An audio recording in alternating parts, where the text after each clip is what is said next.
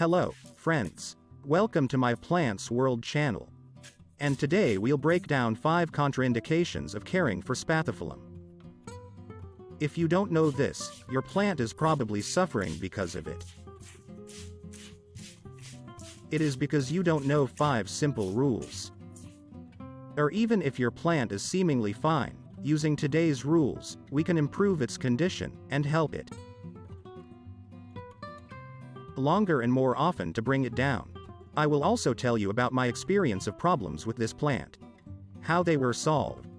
It's simple enough, but very effective. I've actually had some serious problems with this plant. I was beginning to think there was no way to even save him. The thing was that just out of the blue, the leaves began to drop, darken, and the plant, in general, dying by all signs. But, nevertheless, watering was correct, and the right regularity, not overwatered the plant. It seemed fine, but it turned out to be a problem in that it had grown too big at that point. That is, even now it has quite well already taken up most of the pot, but then there was no room for it at all. Just the poor plant had already filled the whole pot so much. There were so many leaves, just gigantic, twice as big as it is now, probably. It was simply no longer possible for the plant to grow, not enough room in the pot. That's what's causing these problems. What did you think? I resuscitated it once. Then it was restored, it would seem. And resuscitation is done simply. You take it out of the pot, everything, dip it in water, you can even in the hole. No, it's better to get the roots out of the pot after all. And after that little bit it transformed for a couple days. And then again, you can imagine, and only then it came to me that the plant needs more space, it needs to be transplanted, to spread all these bushes. Now they've all been separated. The plant is just transformed, has been doing great for a long time. Bloomed just recently. Speaking of the flowering of this plant, I have clips of feedings that help for the plant to bloom vigorously. I will leave the link in the description. You can look and sow for myself. The first important contraindication goes behind the plant is very small pots, provided that the plant is already very large, that too it has grown too much even as it is now I have it grown. It's doing well so far, but I'm planning to move it soon. At the same time, there is a problem from the opposite. If the plant is small you give in a large pot and still abundant to watering, can already rot in problems.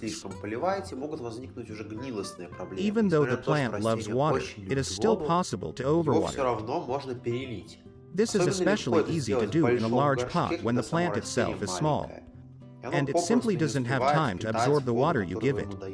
It is still best to match the size of the plant to the size of the pot.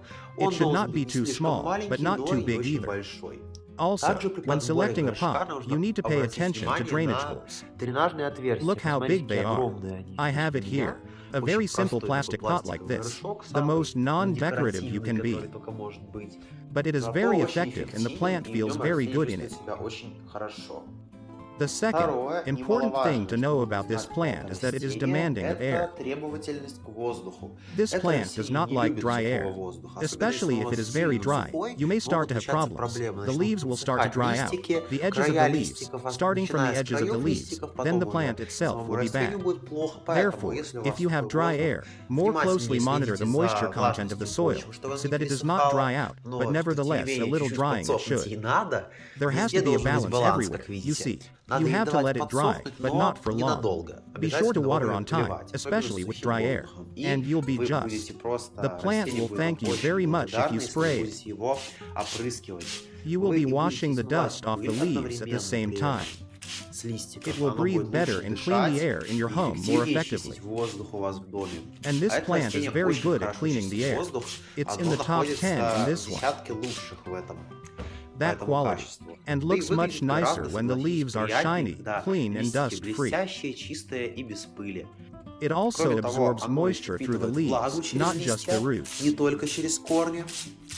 It's such a tropical plant, so it's something to consider. An important moment for the flowering of this plant, rather not concerning any problems, but a moment with the flowering. If you water this plant with very cold water, namely below 16 degrees, then flowering, most likely, you will not have to wait. Because under these conditions, the plant will most likely not bloom at your place. It will perceive that it is now, let's say, cooling, and it is better not to bloom. Therefore, it is better to water with warm water. And of course, let's not forget that plants love clean water. It is best to water with water from under the filter, but it is already as you can. I, for one, like to basically finger from the filter and water it, or you can from aquariums. From aquariums, too, the fertilized water is very good, since that's where the fish live. That's very helpful, too, but that's a digression. Well, air temperature also affects our spathiphyliums. If it is below 22 to 26 degrees, it is unlikely that the plant will feel good. There may even be some problems already, understandably, at lower temperatures. It is also advisable to shield your plant from strong drafts. Small ones, though. Of course, I don't think it's going to be a big deal. Because I don't have plants in greenhouse conditions myself, I just get drafts in the room. There are also bright sunlight hits. In the summer, of course, not too long, not in the sun. Plants don't leave 30-degree heat all day on the window. The leaves will burn. But in general, I cannot say that these are some critical, such already two conditions. Shielding it from the sun is too unnecessary, sure, but everything in moderation is good. I'll be honest with you, I've never been particularly fond of this plant before. Like usually I like some kind of cactus, succulents, something so more desert-like. More, let's say, clear geometric shapes, not with a lot of those tropical leaves. But actually, if you look closely, this plant is very beautiful. It's as tropical as possible, big leaves. Also, what a beautiful bloom this plant has. I mean, the plant will clearly beautify your home. The main thing is to place it correctly, properly care for it, so that it cleans the air and delight you with its lush, beautiful blooms. Friends, this is almost the end of this video, but a big request to you. Share this video with your friends, so that more people will learn about such useful tips, so that more plants will be healthy, beautiful, blooming, please their owners. Thank you so much for watching. Rate this video. It'll help it spread, too. And we'll see you very soon in a new video. Bye, everybody.